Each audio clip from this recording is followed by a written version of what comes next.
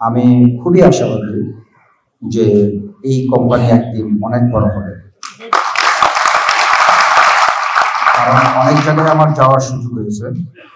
যারা পরিচালক বৃন্দরা, মাঠের যারা প্রাণ, যাদেরকে দিয়ে কোম্পানি গঠিত হয়, তাদের অনেকেরই নাম জানেন না, অনেকের সাথে সেই সুসম্পর্ক নেই। কিন্তু এখানে এসে আমি দেখলাম যিনি ভাইস চেয়ারম্যান, তিনি আপনাদেরকে প্রত্যেকের নামে চিনেন, জানেন, এবং আপনাদের কে কত টার্গেট নিয়ে কাজ করতেছেন সেটাও তার নথিভুক্ত নেই।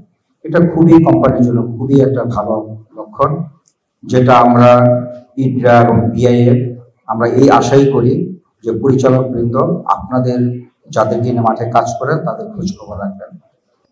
আমি অত্যন্ত আনন্দিত যে এত দূরের জায়গাতেও আজকে এখানে প্রায় 700-র অধিক কর্মকর্তা কর্মচারীরা এখানে আসছেন।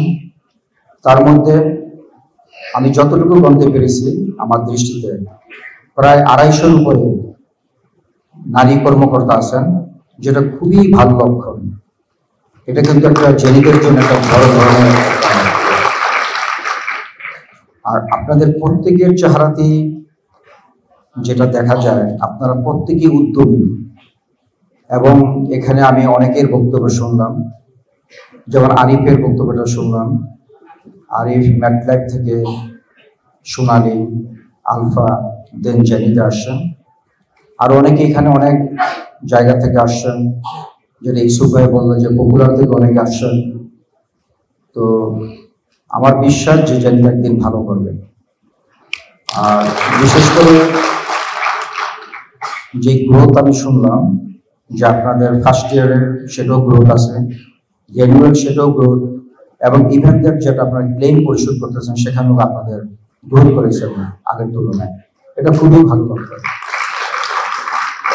বিশেষ করে এই অবধি আমি আপনার অ্যাসোসিয়েশনের দায়িত্ব নেওয়ার পর থেকে আজ অবধি শুনি নাই যে জেনিদের কোনো ক্লেম পরিশোধ হচ্ছে না, এই ধরনের কোনো ক্লেম আমাদের কাছে।